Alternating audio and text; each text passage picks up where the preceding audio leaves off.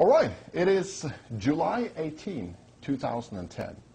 We are here in sunny California in the city of San Francisco, and I am here with my friend Terry Easton, who has written this book, Refounding America, a field manual for patriot activists. And I'm very happy to be here with Terry, and I've been allowed to ask him a few questions around what's going on in the U.S. and this book. Thank you for being here, Terry. Thank you very much. We had a great time last week at Freedom Fest in Las Vegas. We sure did. You launched the book at Freedom Fest. That's right. We had about 2,000 people. This was the biggest event ever, libertarians and conservatives and people who lovers of freedom. And about 100 of us speakers, from Steve Forbes on down, and I was pleased to be able to kick it off because it's an awfully important time that we're living through in this country right now. Right. I mean, it's not a coincidence that you're launching this book right now, is it? Just before the November election. Right. No, we're trying to focus people on what they can do as, it is a field manual for patriot activists. What people can do, Democrats, independents, conservatives, libertarians, to take back the country, America, from the corruption and from the system which is now kind of creaking to a halt. We know we have a twiddledee-twiddledum problem with the parties. The incumbents always get reelected. 90–95% of the people, they serve terms that run for decades and decades. Things get worse and worse. The economy is in disaster. The country is collapsing financially.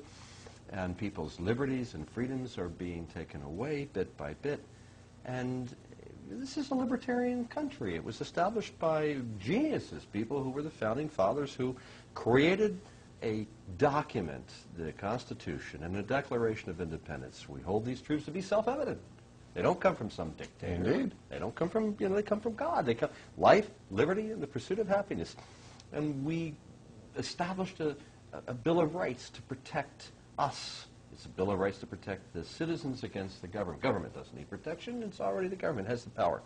So we understand these things intuitively in our breath, in our life, about what liberty and what personal freedoms are about. And we're all concerned in various ways about what's going on. Why is it becoming more and more of a big state socialist system of giant business and giant government and the interconnection of the two? People are very upset about that in this country.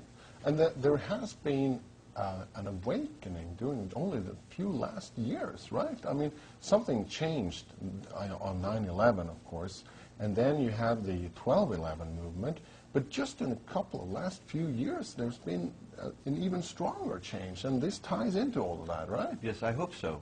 You have this, exactly, you have this phenomena of the 9/12 and the Tea Party movement. I mean, there are tens of millions of people, many of whom have never been active politically in their lives. They're Democrats, they're independents, they're Republicans, and they've been basically living their own lives quietly. And it didn't matter originally in politics because you sent people to Washington and they had the same values that you had and you could trust them. People don't trust the politicians anymore, and for good reason, because the politicians basically are there to be reelected. They've created cushy jobs for themselves in both parties. It doesn't matter. And so the movement that's happening is basically a movement which says we're getting back to core values, and we don't care whether somebody has a D after their name or an R after their name or they're independent. God bless them. We want somebody to respect the values of the individual. The society was built from bottom up, not top down. We don't want a big brother. We don't want a nanny state. We don't want government to be intruding in our lives. They shouldn't be in our bedroom. They shouldn't be, the funny thing is everybody, progressives and libertarians and conservatives, people all agree on civil liberties. It's nobody's business what I do with my life privately except me. Yet, at the same time, people get confused when they start thinking about, well, we should use the government to affect social change. Well, we should use the government to kind of make things better.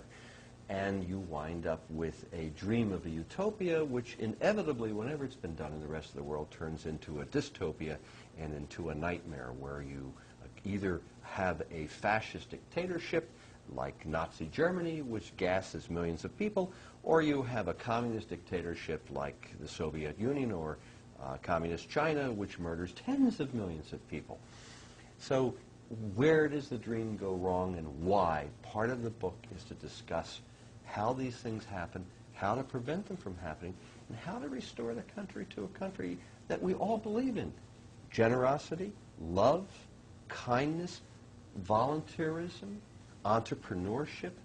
These are things we just take for granted. And in most of the rest of the world, things don't work quite the same. Right, right. I mean, you're tapping into what it means to be an American, right? I mean, an American is a freedom-loving person almost by sort of definition. That's what it is to be an American. And somehow, at least traditionally it was like that, but somehow we've gone off course. What happened? Good question. It happened about 100 years ago when, at the end of the First World War, the society began to change from the top down politically.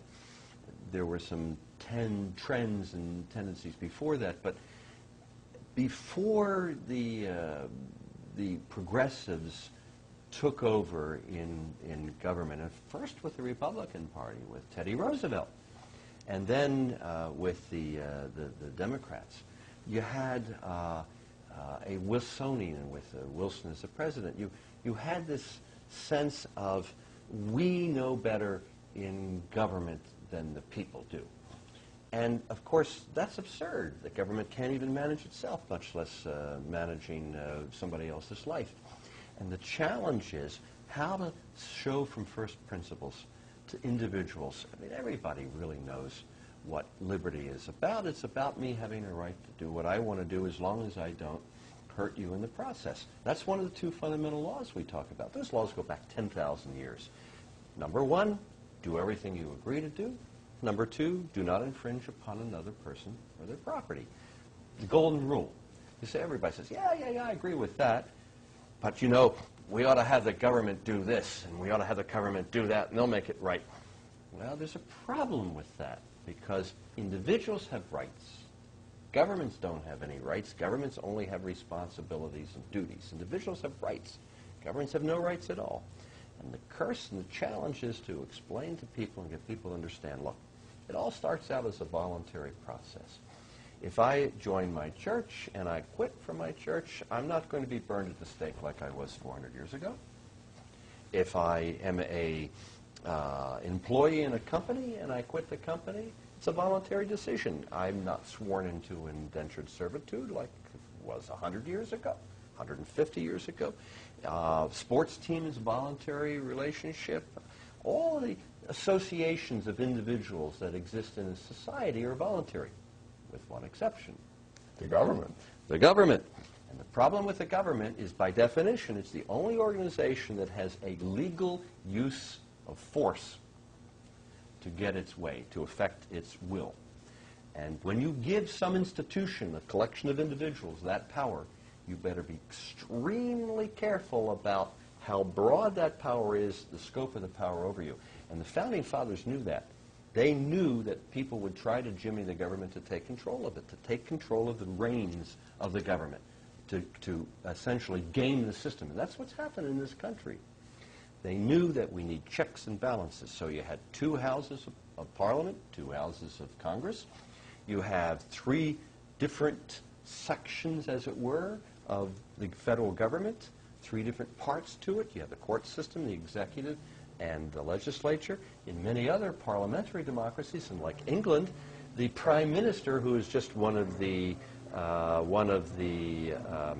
members of parliament, and that member of parliament, it represents the majority number of people in parliament, he then becomes the prime minister running the government, the executive, as well as the legislature. So you have this pollution.